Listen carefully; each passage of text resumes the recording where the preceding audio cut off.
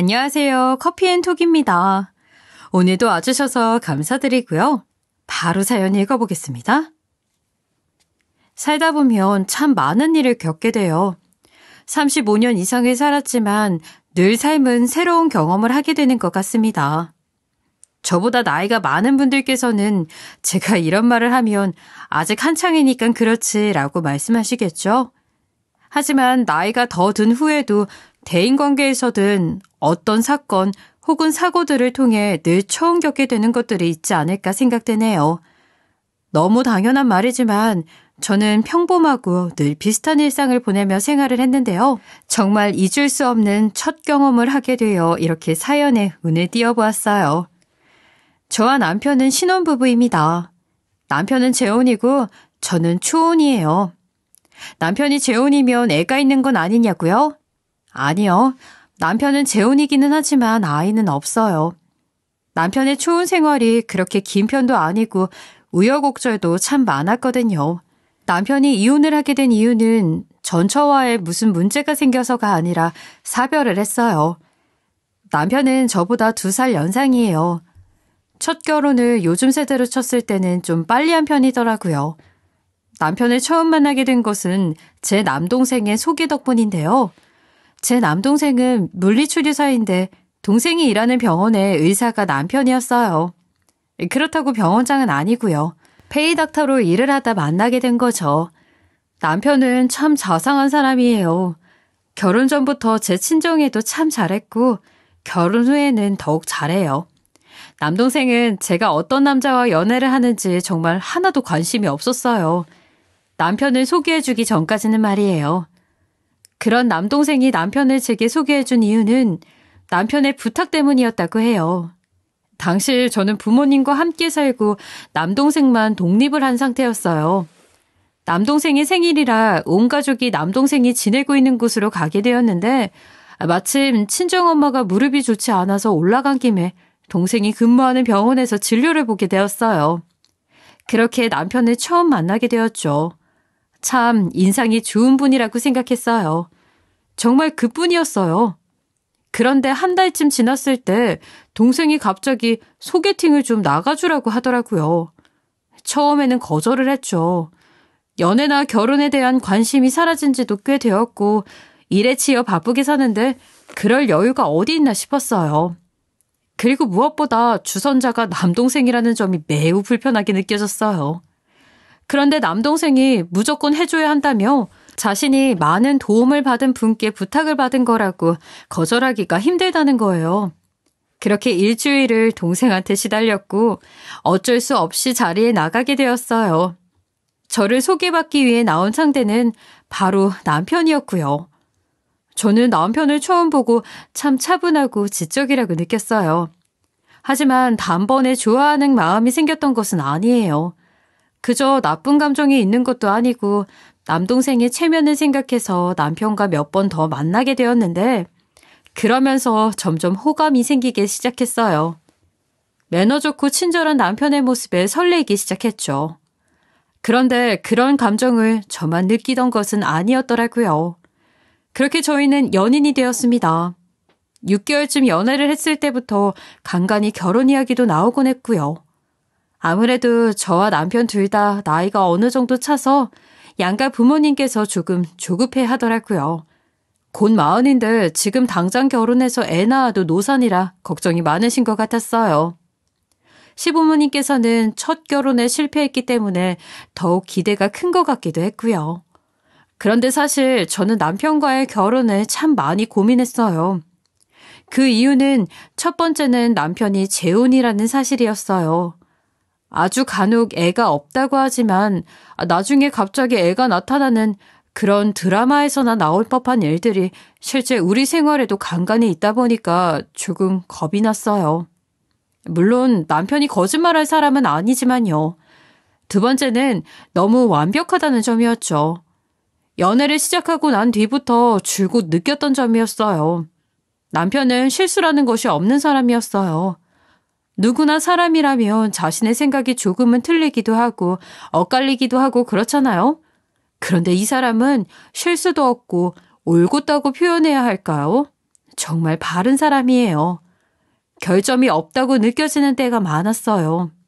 하지만 남편 또한 저의 이런 고민을 잘 알고 있었기에 제가 마음에 걸려하는 부분을 같이 풀어가기 위해 노력해 주었어요. 그렇게 차근차근 해결해가면서 남편에 대해 더 많은 것을 알게 되었고 인간다운 모습도 꽤 보게 되었죠. 그 덕에 저는 남편과 결혼을 결심하게 되었어요. 시부모님은 많이 부족한 자신의 아들과 미래를 약속해 주어서 고맙다고 하며 제게 참 잘해주셨고요. 그런데 문제가 하나 있었어요. 결혼은 성황리에 잘 마쳤는데 결혼을 하기 전부터 미리 잡혀있던 일정 때문에 남편은 결혼식을 올린 뒤 함께 지내는 것이 아닌 3달 동안 외국에 나가야 하는 일이 생긴 거죠. 외국에서 열린 의사학회에 초청되어 강의와 임상교육을 하게 되었다는 거였어요.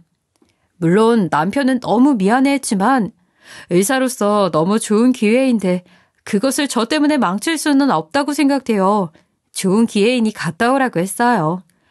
사실 위에서 잠깐 말씀드린 것처럼 저는 부모님과 함께 지내고 있어 장거리 연애를 했어요. 그래서 결혼을 하면 매일매일 붙어 있을 줄 알았는데 남편에게는 잘 다녀오라고 말했지만 아쉬운 마음이 드는 건 어쩔 수 없었어요. 하지만 저도 제 일이 있으니 남편이 외국에 다녀올 동안 제 생활에 집중하자는 마음으로 열심히 지냈죠. 그러던 어느 날 남편이 외국에 나간 지 1달 반 정도 되었을 때였어요. 제가 일하는 곳에서 저를 찾는 사람이 있다는 거예요. 상황을 설명하기에 앞서 저의 직업은 헤어 디자이너입니다. 비록 대학은 나오지 않았지만 정말 미용에 대해서는 치열하게 공부했고 노력했어요. 그렇게 노력하다 보니 좋은 기회도 많이 생겼고 경력도 많이 쌓을 수 있게 되었죠. 그렇게 제 일에 대한 자부심을 느끼며 열심히 하다 친해진 지인분이 제게 함께 일하기를 권했고 그 후부터는 쭉 이곳에서 일했어요. 제가 근무하는 미용실에는 저와 원장님까지 포함하면 총 8명의 미용사가 함께 일하고 있어요. 그런데 그 많은 사람을 제치고 저를 찾는 분이 있다는 거예요.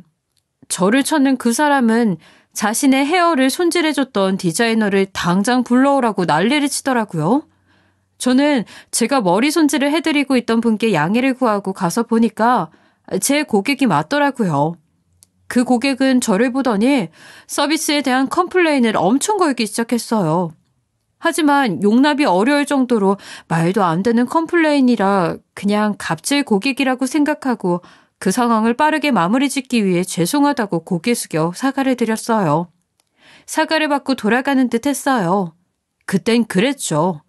하지만 거기서 끝이 아니었어요. 이 진상 고객이 몇 날 며칠을 찾아와 말도 안 되는 꼬투리를 잡으며 제 일상을 점점 망치기 시작했어요.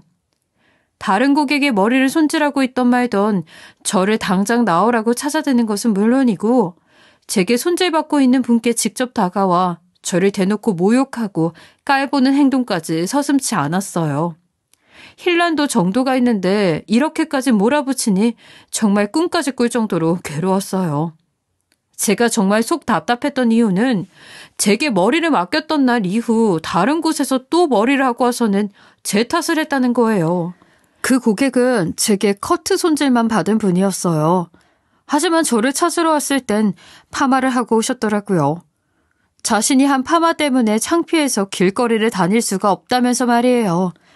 아무리 저희 샵에서 한 게 아니라고 아무리 말해도 들으려고 하지 않았어요. 고객님, 저희 샵에서는 헤어커트만 하셨다고 말씀드렸잖아요. 그리고 저희 샵에 예약한 날은 1달쯤 전이고요. 무슨 소리야. 2주 정도밖에 안 지났잖아요. 그리고 여기서 당신의 그 손으로 직접 내 머리를 손질한 거 맞잖아. 아니요. 1달 전쯤에 와서 하셨다니까요. 당연히 커트는 제가 제 손으로 해드린 게 맞고요. 그리고 펌은 다른 샵에서 하셨잖아요. 저희 장부에 다 기록되어 있어요. 왜 이러시는 거예요, 정말? 당신이 펌을 이따위로 해줬잖아요. 기록이 되어 있으면 뭐해? 능력은 기록이 안 되어 있으니까 맡겼다가 완전 망쳤는데 위는 말리지도 않고 밑은 다 상하고 이걸 지금 제대로 한 게 맞냐고. 진짜 창피해서 밖을 다닐 수가 없어 내가. 아니요, 고객님.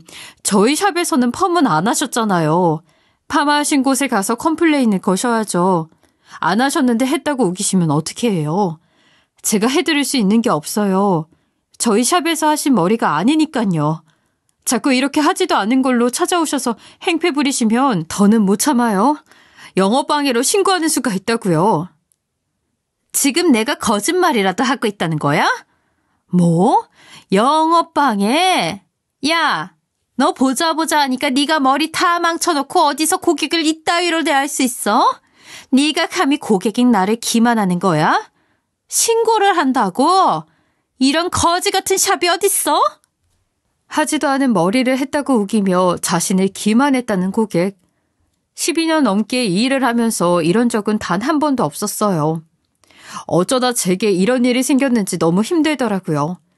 서비스직이 원래 어려움이 많은 것은 맞지만 이런 일이 생길 줄은 정말 꿈에도 몰랐네요. 저희는 고객 장부를 만들어요.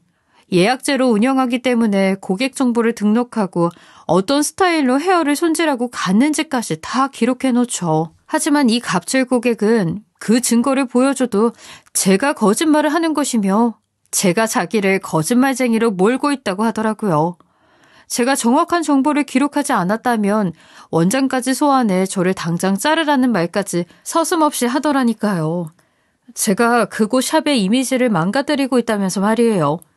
그리고 그 고객은 따지는 것으로도 끝이 아니라 저희 샵 예약 사이트에 후기를 남겼는데 제 이름을 떡하니 넣어서 후기 게시글까지 올렸고 원장님이 그 글을 지우면 또다시 같은 글이 올라왔어요. 그렇게 갑질 고객과 실랑이가 길어지면서 저를 지명하여 예약하는 고객은 확 줄었고 심지어 저만 고수하던 단골분들도 그 게시글로 인해 저를 꺼려하기 시작했어요. 그 후부터는 10년이 넘는 경력을 가지고 있음에도 보조일 말고는 할 것이 없었어요. 갑질 고객은 끈질기게 제가 아직 근무하는지 안 하는지까지 확인하러 수시로 찾아왔고요. 저는 그 고객에게 그렇게 한동안 시달리다 너무 힘들어 남편에게 어렵게 이 이야기를 꺼냈고 남편은 그 상대가 제게 아무래도 앙심을 품고 일부러 그러는 것 같다며 일을 그만두는 게 어떻겠냐고 하더라고요. 신혼집이랑은 거리가 멀고 그런 수모까지 당하면서 그곳에서 꼭 근무할 필요는 없지 않냐며 믿어주는 지인분이라는 것은 알지만 여러 가지를 따져봤을 때 이직을 하는 게 좋을 것 같다고 이참에 그곳을 그만두고 우리 신혼집 근처로 천천히 새 직장을 구하는 게 어떻겠냐고요. 저는 고민 끝에 일을 그만두었고 그렇게 악마와도 같았던 진상 고객을 끊어낼 수 있었어요. 그리고 신혼집으로 올라와 남편이 돌아올 때까지 기다리기로 했죠. 신혼집은 남편이 살던 집이었는데 가구와 가전 모두 오래되지 않아 그대로 쓰기로 했고요. 남편은 새 집, 새 가구로 꾸민 것이 아니라는 것이 마음에 걸렸는지 외국에 가기 전 저를 위한 공간을 마련해 두었더라고요. 저는 새로운 마음으로 다시 시작하자는 마음으로 그간 힘들었던 것들을 뒤로 한 채 꽤 오래 비어있던 신혼집을 청소하기 시작했어요. 그렇게 한참 열정적으로 청소를 하던 중에 상상도 못했던 섬뜩한 글귀를 발견하고 말았습니다. 침대 프레임 다리에 적혀있던 글귀였어요. 누군가 이걸 본다면 지금 당장 도망치세요. 라는 글귀와 함께 이상한 기호까지 그려져 있었죠. 그걸 본 순간 온몸에 소름이 끼쳤어요. 액션이나 스릴러 장르의 영화 속에 나왔던 장면과 흡사하다는 생각에 덜컥 겁이 났어요. 하지만 거기에서 멈추지 않고 집안 이곳저곳 돌아다니며 혹시 다른 곳에도 그런 글귀가 있는지 찾아보기 시작했어요. 그때를 회상해보면 제가 뭔가에 홀리기라도 한 듯 다른 글귀가 없는지 찾아다녔던 것 같아요. 마치 누군가와 숨바꼭질을 하는 것만 같았달까요?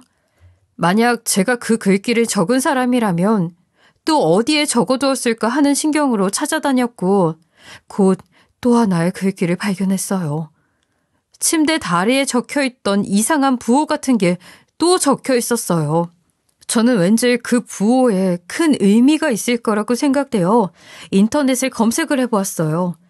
그리고 그 부호의 정체를 알아낼 수 있었어요. 바로 모스 부호더라고요. 그리고 그 모스 부호는 숫자를 적어놓은 부호였는데 저는 제가 찾은 모스 부호의 숫자를 해석해 보았더니 한 전화번호더라고요. 겁이 났지만 정말 큰 결심을 하고 전화를 걸었어요.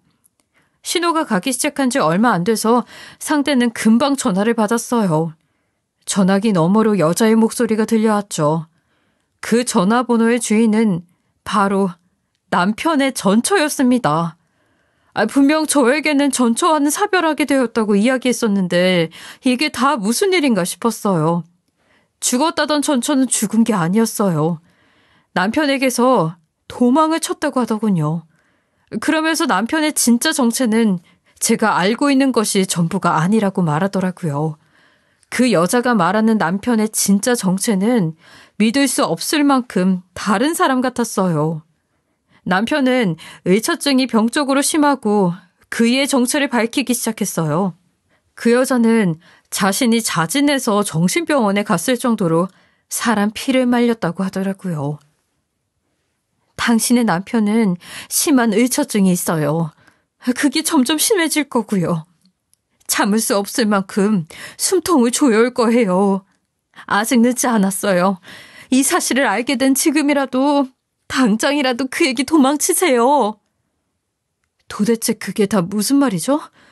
제가 아는 남편은 의처증이 있다는 걸 느껴본 적이 단 한 번도 없었어요. 뭔가 오해가 있었던 건 아닌가요? 연애 때는 참 완벽하다고 느낄 만큼 좋은 남자였어요. 하지만 결혼하고서야 그 모습에 속았던 것이라는 걸 저도 알게 되었어요. 아직 변하지 않았다면 이제 곧 시작될 거예요. 남편이 혹시 일을 그만두라고 하지는 않았나요? 네? 어떻게 하셨어요? 제가 일하던 중에 곤란한 일을 겪게 돼서 남편에게 어렵게 이야기를 꺼냈는데 일을 그만두는 게 어떻겠냐고 제안하긴 했어요. 하지만 그건 다른 타당한 이유가 있었던걸요. 저와 환경이 다르니 대처가 조금 다를 수는 있지만 남편이 곧 병적인 의처증을 드러낼 거라는 것만은 같아요. 지금부터 제가 당한 이야기를 들려줄 테니까 잘 들어요. 그리고 저에 대한 이야기는 절대 전 남편에게 하면 안 돼요. 알겠죠? 네? 네, 그럴게요. 도대체 어땠길래 도망치라고까지 표현하시는 건지 궁금하네요. 들려주세요. 전 남편은 처음에는 저를 존중하는 느낌을 많이 주었어요. 하지만 지낼수록 강압적이고 억압적이게 바뀌기 시작했죠. 그리고 사소한 것 하나까지도 자신의 말을 들어야 했어요. 그이는 다른 사람 앞에서는 애처가가 되고 단둘이 있을 때는 짐승과도 같았어요. 전 남편은 아주 이중적인 사람이에요. 남편의 전처가 들려준 그들의 이야기는 실로 충격적이었어요. 남편은 남들 앞에서는 애처가였지만 단 둘이 있을 때는 자신을 소유한 물건처럼 대했다는 겁니다. 결혼 전에 남편이 전처에게 가장 많이 쓴 말이 너의 의견을 존중해였다면 결혼 후 남편이 가장 많이 쓴 말은 넌 얌전히 내 말만 들어 였다더군요. 남편은 이 여자의 핸드폰에 위치 추적을 몰래 깔아 전처의 동선을 체크했고 의심이 드는 곳에 머물면 곧바로 전화가 와서 험한 말을 내뱉기 일쑤였대요. 그리고 가끔 아파트 관리 운영 등으로 서명을 받으러 경비원이라도 올라오면 가벼운 대화를 나누는 것조차 불같이 화를 내면서 전처에게 하다하다 다 늙어빠진 남자한테까지 꼬리를 치냐며 전처를 방에서 하루 동안 나오지 못하게 하기도 했다고 했어요. 부부관계에 대한 갈등도 상당히 컸다고 하더군요. 몸이 힘들거나 욕구가 생기지 않을 때도 있잖아요. 그런데 매일같이 사랑을 확인하려고 했고 거절하기라도 하면 남편은 다른 남자가 생긴 것 아니냐며 추궁하며 반 미친 사람처럼 여자의 핸드폰, 겉옷, 가방 할 것 없이 의심되는 물건은 모조리 뒤지며 불륜의 증거를 찾아내겠다며 온 집을 헤집었다고 하더라고요. 더 심했던 건 시댁이나 친정에 갔을 때도 가족들 몰래 스킨십을 했고 하지 못하도록 말리면 어른들을 앉혀놓고 아내가 남자가 생긴 것 같다고 외도한 사람으로 몰거나 집을 돌아가서 여자의 의사와는 상관없이 혼을 냈다고 해요. 남편에게 전처는 어느샌가부터 사랑하는 아내가 아닌 남편의 말을 법처럼 따라야 하는 시종과도 같았다며 당했던 것을 모두 이야기하자면 끝도 없다면서 그러니 하루라도 빨리 도망가라는 말과 함께 통화 끝에는 절대로 이 이야기를 남편에게 하지 말라고 재차 신신당부한 뒤 통화를 마쳤어요. 저는 전처라는 여자가 들려준 이야기를 듣고 너무 놀라 통화를 끝내고도 한참을 아무것도 할 수 없었어요. 제가 아는 남편이 정말 그런 사람이라는 것이 믿기지가 않았고요. 모두가 남편의 이중적인 모습에 속고 있다는 생각이 드니까 제가 어떻게 행동해야 할지 갈피를 잡기가 어려웠어요. 하지만 시간은 속절없이도 흘러갔죠. 남편의 전처와 이런 끔찍한 과거를 알게 된 통화를 한 뒤 며칠 후 남편이 집으로 돌아왔어요. 남편은 아무것도 모른 채 집에 돌아와 저를 보며 혼자 그동안 고생 많았다며 씩 웃으며 다가와 저를 안아주는데 그 순간은 정말 소름이 끼치다 못해 두려움까지 느껴졌어요. 남편의 전처는 자신이 들려준 이야기에 대해 함구하기를 당부했지만 전 그럴 수 없었어요. 전처가 말한 것이 모두 사실이라면 저도 그것에 맞게 대처를 해야 한다고 생각했고 또 제 성격상 원래 궁금하거나 답답한 건 절대 못 참는 성격이라 숨기지 않고 용기를 내어 남편에게 제가 들었던 모든 내용을 다 이야기했어요. 남편은 제 말을 듣더니 갑자기 동공에 힘이 풀리면서 그 자리에 주저앉아 버렸어요.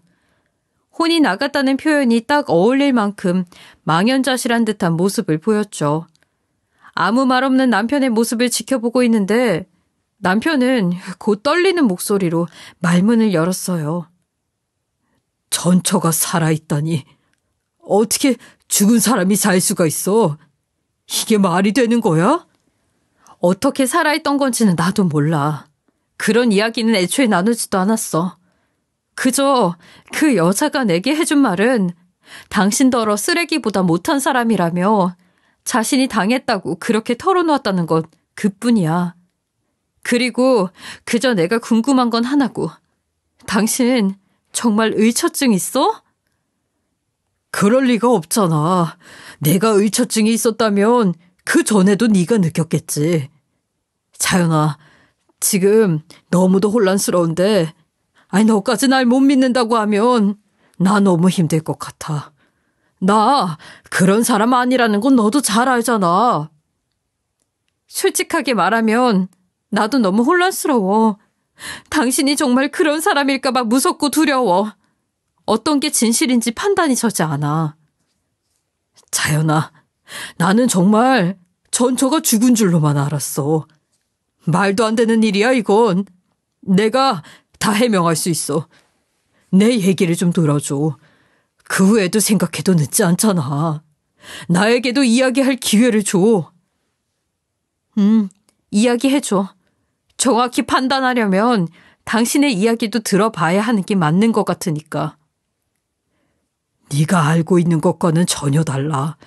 전처 말로는 내가 의처증이 있다고 했는데 사실은 되려 내가 전처의 의부증 때문에 결혼 생활 동안 무척 괴로웠어.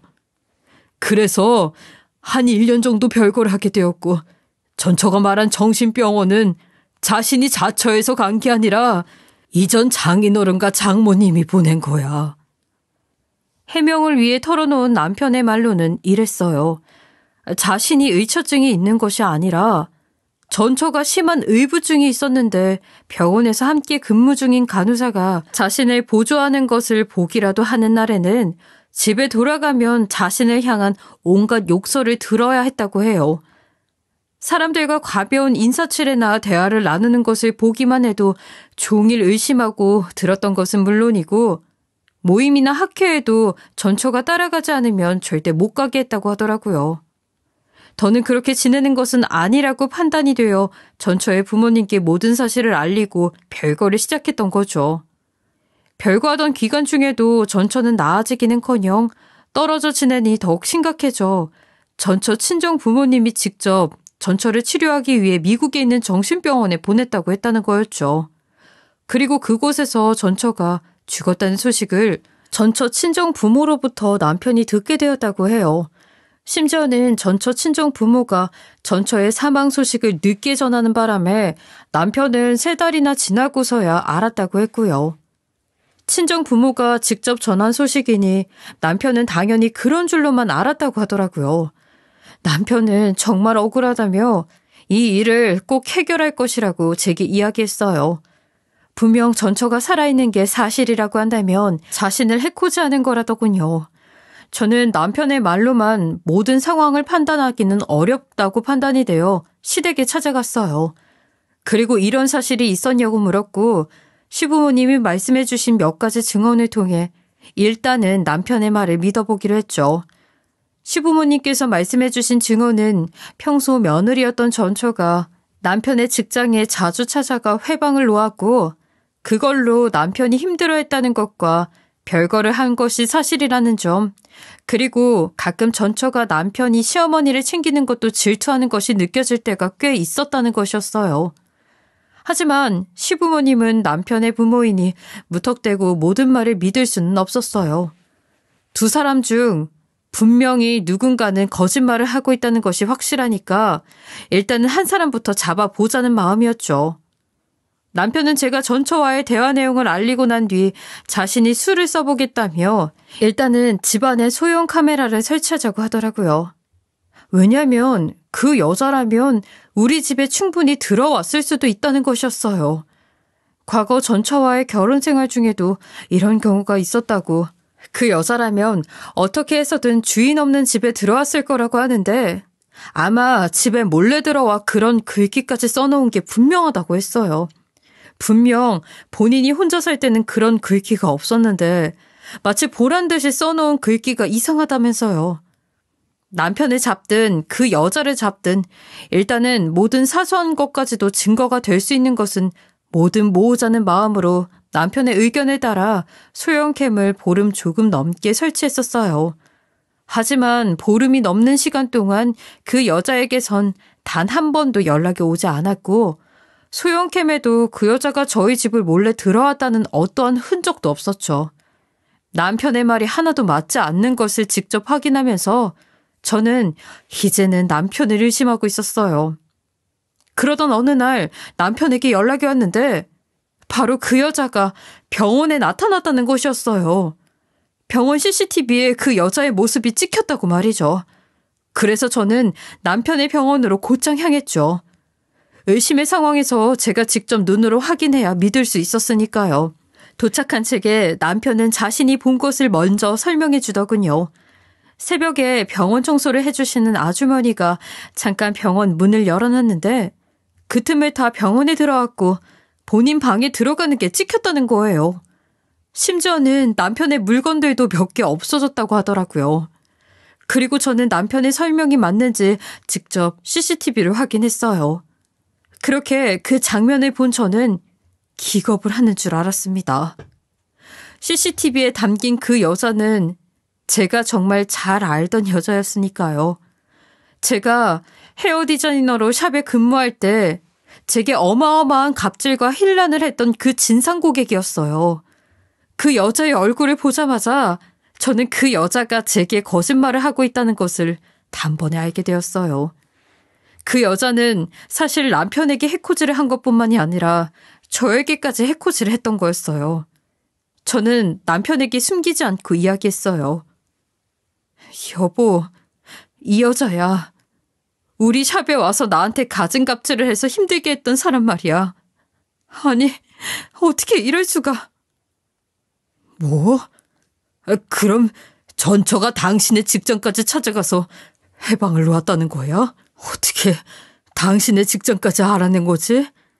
안 되겠다. 더 큰 일이라도 생기기 전에 신고하자.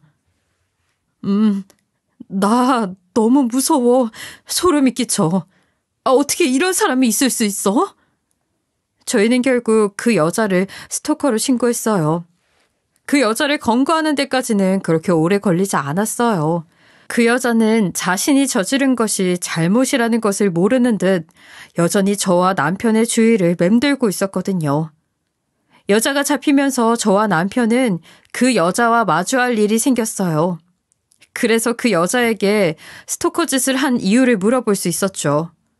그런데 그 여자의 대답은 참으로 황당했어요. 당신 도대체 왜 우리를 스토킹한 거죠? 아니, 죽었다는 소식까지 전해서 남편을 속여놓고 이제 와서 왜 그런 짓을 한 거냐고요. 왜냐고? 그야 남편이 잘 사는 꼴을 보고 싶지 않으니까. 뭐라고요? 남편을 먼저 속인 건 당신이잖아. 그런데 뭐? 남편이 잘 사는 꼴을 보고 싶지 않아서 그런 무서운 짓을 벌였다고요? 남편은 모든 여자에게 친절했지. 함께 일하는 직원들과도 병원에 찾아오는 손님들에게도 다 웃어주더군. 난 그 모습이 너무 싫었어. 왜 나만 봐야 할 모습을 다른 사람에게까지 보여주지? 아주 사소한 것 하나까지도 다 내 것이었어야 해. 그런데 남편은 날 미친년 취급하더라. 너무 사랑해서 소유하고 싶었던 내 마음을 친절히 치더군. 그런데 왜 내가 남편의 행복을 지켜만 봐야 해? 나와 함께할 때 행복했어야지. 그랬으면 이렇게까지 했겠어? 사랑해서 소유한다는 것은 옳지 않아요. 남편의 대인관계까지 그렇게 좌지우지할 수는 없는 거라고요. 당신은 참 못된 사람이에요. 당신이 참지 못하고 결국 남편을 속였잖아. 대체 왜 죽었다고까지 거짓말을 했어요? 그건 내 뜻이 아니었어. 내 상태가 이상하다며 남편이 내 옆에 있으면 계속 난 이상해질 거라면서 우리 부모님이 저지른 일이야. 나와 남편을 떼놓기 위해 거짓말을 한 거지. 나도 억울하게 이혼을 당한 거라고. 내 잘못은 없어. 난 원하지 않는 이혼에 남편을 잃었는데 남편은 그런 날 잊고 당신을 만나 행복할 생각을 해? 괘씸해. 아주 괘씸하다고. 날 이렇게 만든 건 네 남편이야? 그러니 난 잘못이 없다고. 자신도 억울한 이혼을 하게 되었다며 아무 잘못이 없다고 소리치는데 제가 느끼기에는 정신적으로 아주 큰 문제가 있어 보였어요. 전처의 친정 부모님이 왜 그렇게까지 했는지 이해가 될 정도였죠. 그 여자가 미국에 있다 다시 돌아올 수 있었던 이유는 부모가 자신을 속였던 것처럼 자신도 앞으로 남편을 잊고 잘 살아보겠다고 거짓말을 했고 전처의 친정 부모는 자식에 대한 미안함에 더 붙잡아둘 수 없었고 자식이니까 믿어주었던 것이었어요. 그런 부모에게 미안한 마음도 없는지 그 여자는 자신의 부모를 원망하더라고요. 부모 때문에 자신의 인생을 망쳤고 남편이 자신을 떠나 더욱 힘들었다면서 말이에요. 만약 그 여자를 의심할 생각도 못하고 남편만 물고 늘어졌다면 얼마나 안 좋은 상황까지 생겼을지 생각만 해도 끔찍하네요. 그때 그 여자를 잡지 않았다면 우리 부부에게 더 큰 사고와 문제가 생겼을 테니까요. 정말 다행인 것은 그 여자는 당연히 처벌을 받게 되었는데 그 시기에 스토킹 처벌법이 강화되었을 때라 그 여자가 정당한 처벌을 받게 되었던 거예요. 저희 부부가 정말 운이 좋았던 거죠. 그 여자가 처벌을 받기까지 해도 참 많은 일이 있었어요. 바로 그 여자의 부모님이 저와 남편을 찾아왔던 일이에요. 남편은 한때 아내였고 모시던 장인과 장모였으니 더욱 힘들었을 거예요. 그 여자의 부모님께서 저희를 찾아와 무릎까지 꿇으시며 면목 없지만 선처를 부탁한다고 눈물로 호소하셨거든요. 남편은 그분들 앞에서는 강단 있게 행동했지만 그 여자의 부모가 돌아가고 나서 한동안 꽤 많이 힘들어했어요. 비록 전처와는 좋지 않았지만 그 여자의 친정 부모님께서 남편을 참 많이 챙겨주셨다고 했거든요. 하지만 남편은 저를 위해서라도 그 여자가 정당한 벌을 받아야 한다고 했어요. 무고한 저를 자신 때문에 괴롭혔던 것이 아니냐며 자신을 만나 안 좋은 일까지 겪게 된 것이라고 말이에요.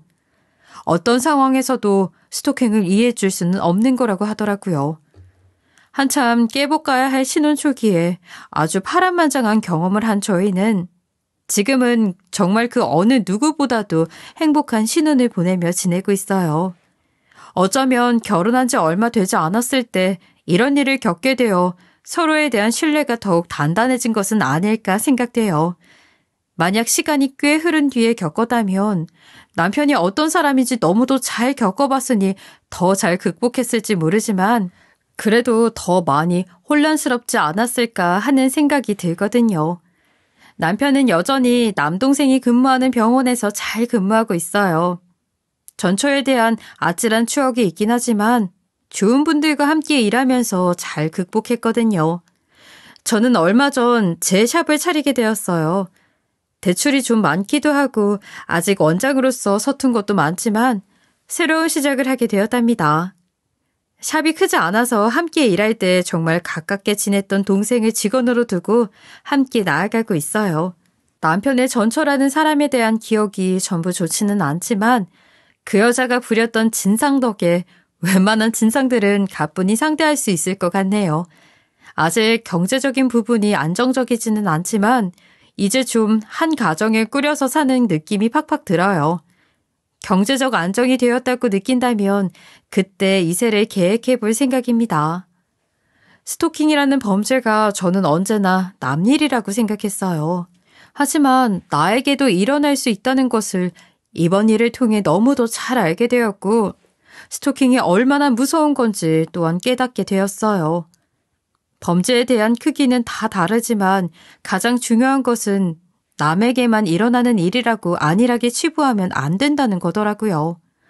저는 혼란이라는 어려운 일과 마주했을 때 현명하게 대처할 수 있도록 더 단단한 사람이 되어야겠다고 느끼게 되었어요. 남편 또한 이번 일을 겪고 나서 심리학에 많은 관심을 가지게 되었다고 하더라고요. 좋지 않은 경험이었지만 그 경험 속에서 긍정적인 방안을 찾게 된 저희 부부, 앞으로는 더더욱 행복하게 살아볼 예정입니다. 애청자분들께서도 어지러운 세상 속에서 부디 긍정적인 삶의 길을 찾아 나아가시길 바랍니다. 제 사연을 들어주셔서 너무 감사합니다. 지금까지 커피앤톡이었습니다. 오늘도 끝까지 함께 해주셔서 감사하고요. 다음 영상으로 또 찾아뵙겠습니다.